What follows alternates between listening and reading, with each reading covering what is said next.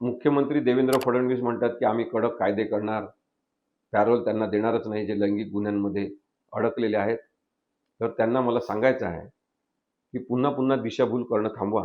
ज्या कैद्यांना पॅरोल मिळत नाही आणि पॅरोल मिळते, पॅरोल मिळण्यासाठीच्या अटी आणि न देण्यासाठी किंवा नाकारण्यासाठीच्या अटी याच्यामध्ये स्पष्टपणे लिहिलेलं आहे. आता सुद्धा लिहिलेलं आहे की खालील गुन्ह्यातील कैद्यांना सहसा पॅरोल किंवा फर्लो नाकारला जातो आणि त्याच्यामध्ये लैंगिक गुन्हे, बलात्कार किंवा मुलींवरील लैंगिक अत्याचार, पॉक्सो हे गुन्हे असतील त्यांना पॅरोल किंवा फर्लो मिळत नाही, कायद्यामध्ये आहे.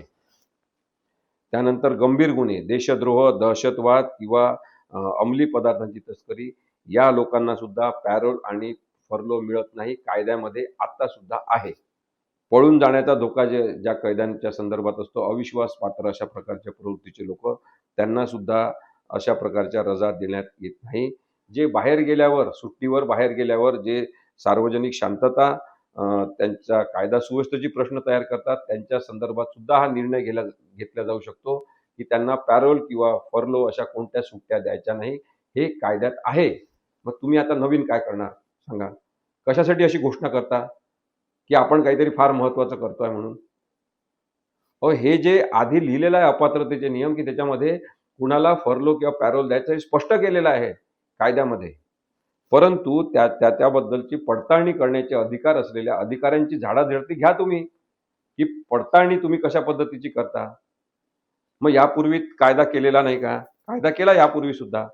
फर्लो आणि पॅरोल अमेंडमेंट ऍक्ट हा 2016 मध्ये त्यांनी आणला. त्याच्यामधले रूल्स बदलले. मग हे रूल्स का टिकले नाही? हे का फेटाळले? पुन्हा तुम्ही तसेच रूल करणार का? कोर्टाने स्पष्टपणे, आता कोर्टाने जे म्हटलं ते मी सांगतोय, मी कोणत्याही गुन्हेगाराची बाजू घेत नाही. गुन्हेगारी प्रवृत्तींना शिक्षा झालीच पाहिजे असं माझं मत आहे. कायदा समजून सांगण्यासाठी मी इथे आपल्याशी संवाद साधतोय. म्हणून कोर्टाने काय म्हटलं हे सांगतो की Maharashtra prisons furlough and parole amendment rules 2016 मध्ये करण्यात आले. तशा प्रकारचे ब्लँकेट बॅन पॅरोल आणि फर्लोवर आणणं चुकीचं आहे. कायद्यात ते बसत नाही, आर्बिटरी आहे असं म्हणून न्यायालयाने फेटाळलेलं आहे. मग पुन्हा तुम्ही तसेच रूल करणार का? देवेंद्र फडणवीस साहेब जे सतत भावनांचं राजकारण करतात ते थांबवलं पाहिजे त्यांनी. कोर्टाने हे सुद्धा सांगितलं की अशा प्रकारचे ब्लँकेट बॅन पॅरोल किंवा फर्लोवर करणं म्हणजे राईट टू लाईफ आणि पर्सनल लिबर्टी, भारतीय संविधानातल्या कलम 21 मधल्या हक्कांचं उल्लंघन आहे. प्रमाणशीरता काहीतरी पाहिजे या कायद्यामध्ये. तो प्रमाणशीरतेचा विषय नाही, एकतर्फीपणा आहे, एककल्लीपणा आहे आणि कठोरता आहे.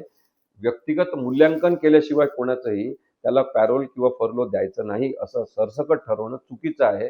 असं म्हणून कोर्टाने हे 2016 मध्ये पॅरोल आणि फर्लो द्यायचेच नाही या संदर्भातले नियम जे आहेत ते फेटाळून लावलेले आहेत, बेकायदेशीर ठरवलेले आहेत.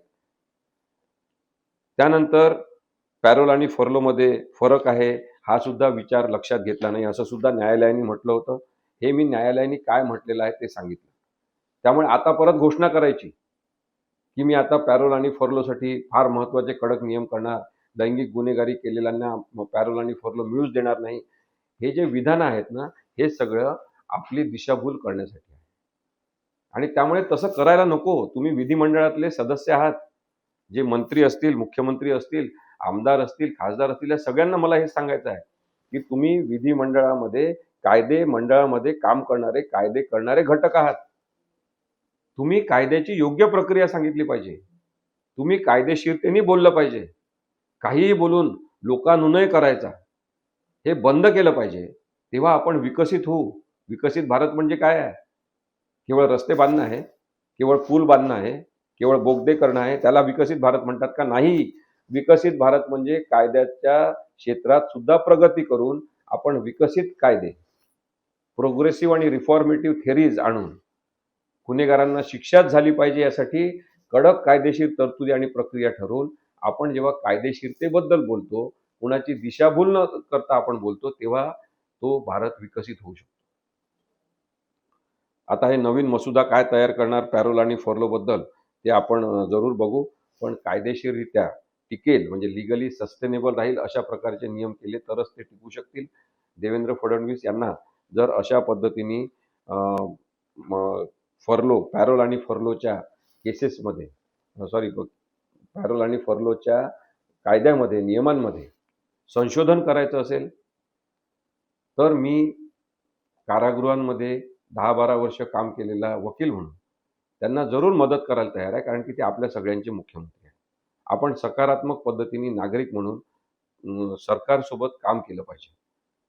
परंतु सरकारच्या चुकीच्या धोरणांबद्दलचं विश्लेषण करण्याचे अधिकार आपण काही गहाण टाकू शकत नाही. ते आपले नागरिक म्हणूनचे हक्क अबाधित ठेवून आपण सरकारसोबत काम केलं पाहिजे. माझं देवेंद्र फडणवीस यांना अ, यांना सांगणं आहे, की जर त्यांना माझी काही मदत लागत असेल आणि मी काही उपयोगाचा ठरतो असं वाटत असेल, तर मी जरूर त्यांना या पॅरोल आणि फर्लोच्या नियमांसंदर्भात मदत करण्यासाठी तयार आहे.